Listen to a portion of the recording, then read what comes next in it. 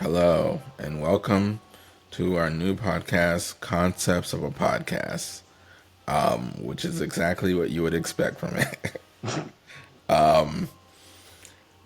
Today, do you want to introduce the topic, Cowboy, or how do you want to do this?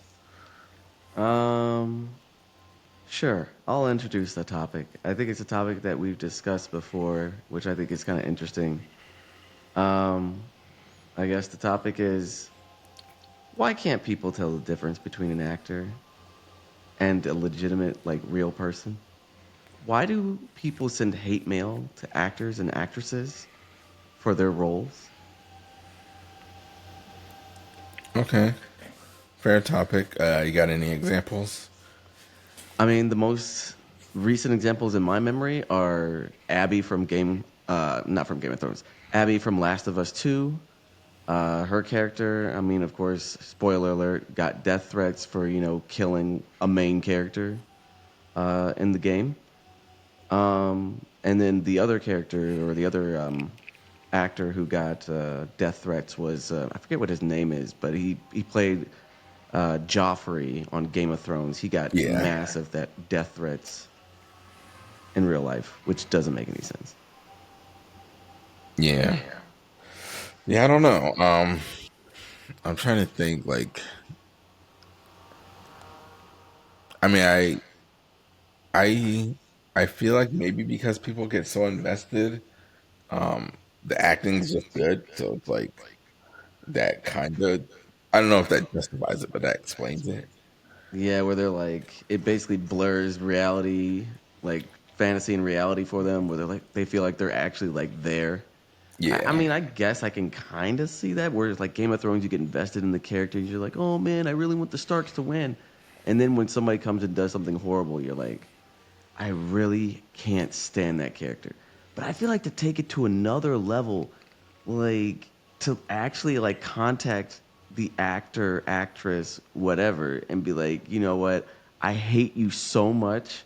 I'm gonna threaten your life. Like, yo, what? yeah. That It's makes like no sense. you couldn't write this stuff. Like you couldn't make this stuff up. Like, honestly, if I have to keep it 100% real, 100% real, I think they need to give out an award for that. I really do think they You need to know, give out an yeah, award for like that. an Oscar category. Yeah, basically, like you portrayed a character so well that people actually thought you were them. Yeah, They hated you so much they hated you in real life. You know? yeah, that's comical. I'm It just kind of though, like these things do have real life effects on the actors too. I'm not talking about the death threat so much, but like it kind of plays into the actress and stuff getting typecasted. So it's like it kind of their portrayal in one thing reinforces how they're going to be viewed outside that actual like show or whatever, which is kind of I don't know how to feel about that. I guess the actors or actresses have to make like a conscious effort to like break away from whatever that role was.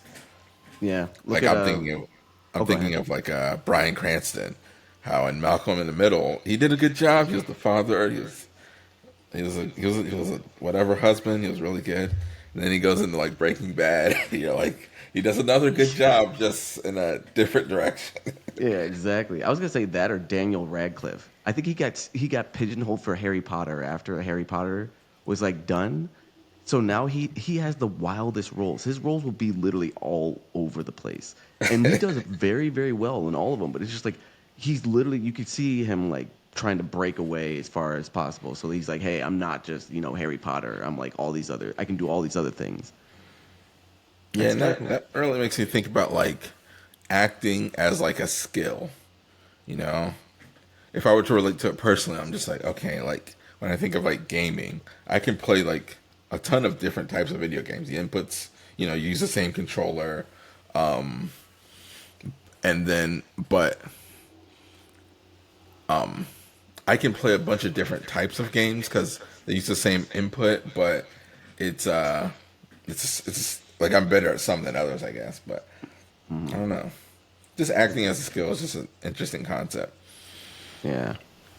I'm just like, man, oh man, it's a very I feel like that's got to be very very difficult to like get into a character and like stay in the character and make it believable to that extent.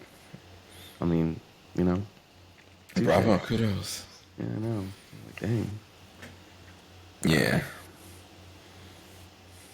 Anything else on your mind? Anything else you want to discuss? Um, trying to think what other angles can we look at this from. I mean, I guess we could look at it in terms of like our own impacts in terms of like video games. Like I think I mentioned it to you before at some point when we were talking about this like a while back about like eras from Final Fantasy VII and like it hits you in the feels. Like don't get me wrong, like video games will hit me in the feels. You know what I mean? Like I still feel like oh man, like that character died. Dang, that sucks. Even like Shadow of the Colossus when your horse died, I was like, I felt that. Because you're riding that horse the entire game and then he gets bodied and you're like, well, I mean, So you're dang. you're coming at this from the angle of like the real impacts of fiction on Yes. people and stuff. Okay. Exactly, where you actually like it gets you in your feels. I mean, even like Transistor, like you're playing a game about relationships or a relationship, I guess, between yourself and I forget what it was. Her like boyfriend got turned into something, I think, musical, I believe. A sword wasn't? Yeah, it was like a musical sword or something like that. And Yeah. and I so forgot that that part of game, the plot. But yeah, yeah. that at the end of that game, I sat there I was like, dang, it's like putting me in my feels. I was like, dang. Like it does have an impact. Now, will I, send them like messages or death threats? Hell no. But like, but does it actually affect me? Yes. And I think maybe that last boundary of like the fantasy reality boundary, I think is still intact for me where I'm like, I'm not going to like send angry messages towards people. Even if I want to, I'm not going to do it. You know what I mean? Yeah. I guess I'll just rehash the point I brought up last time we discussed this was the fact or there was some a friend of mine told me about like this this character in a Japanese anime in like the 50s or something that the Japan I think as a country had like an actual funeral for that character when they passed. And I'm just like that's just wild. I'm like wow, okay. It's like how they culturally move on. Yeah.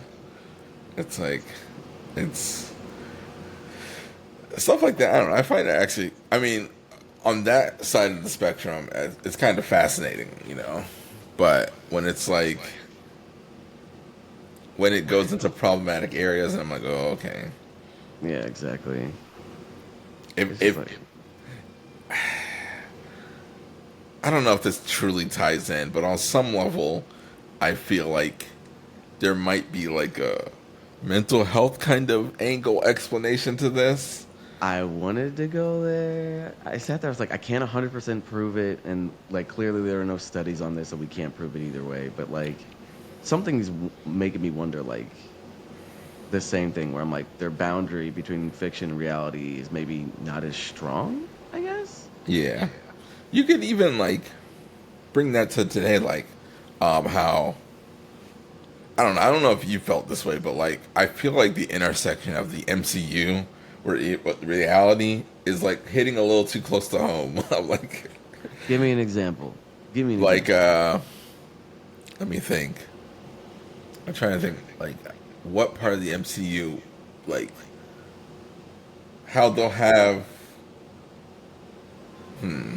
You're talking about like real world issues in the MCU. real world issues and like just how it like present day themes are reflected in the MCU. Yeah. Like I've seen TikToks about how like this one creator, I can't remember her name, but she talks about how her therapist is like tries to explain to her like, yeah, the MCU is not real. Uh, and then she plays herself. She's like, I don't know, man, but it's kind of hilarious. I forget Oh her man. name now. I wish I could like just shout her out, but she's really good. Yeah, that's hilarious. I Yeah, mean, I do see real world elements in the MCU. Because I was about to bring up like Falcon and the Winter Soldier, where they had like race and racism and the effects of that, because they had like essentially like a black like Captain America before Captain America, and he was like long forgotten, like you know what I mean. And I was like, dang, like Yeah. that's kind of real. Like his contributions to like history and society are basically long forgotten. I was like, dang. Yeah. But I don't think I've ever. But I guess okay. In people's defense, and like I'm not saying like go as far as to actually act on it, but like for example, in game when like Thanos snapped, or was it in game? Infinity War, I think, right? Infinity War, where Thanos snapped people out of existence, like you could hear people in the audience be like, "Oh no, what? No!" Like, you know what I mean? Like that visceral like gut reaction to like watching characters that you literally like were cheering on or like that you're a fan of for years on screen get wiped out. You're like, ooh, you know what I mean? Yeah. I don't This know. actually reminds me of there was another TikTok I saw. FYI, viewers, in a lot of these episodes, I'm going to be referencing a lot of TikToks. Like, just get used to it. Like, just get used to it. But there was this other TikTok I saw about. It was a podcast with like three women in the clip, and they were talking about how women will bond over like the example they used was reality TV, but I think they were trying to say like real things, and men will bond over things like games and sports. And I remember I commented how like yeah, we bond over those things, but like the feelings we have about those things are real. You know? Are they though? Wow. Oh my Oh gosh. my god. Oh my But god. what are your thoughts on that? Like, do you feel like men or women bond over? Or no, we'll just speak about men because we know men to some extent. Yeah, I can't really speak on women since I don't know women that well. But like men, I don't even know. I just feel like we bond over like hobbies. We bond over like activities, basically, like video games, sports, playing sports, working out. Um, and I think that's also kind of like segueing maybe into a different conversation. That's possibly also why maybe we don't create as deep of bonds because ours are Okay. all about activities. And as soon as you eliminate that activity or we can't do the activity together anymore, then we kind of fall off. Yeah. So I don't know.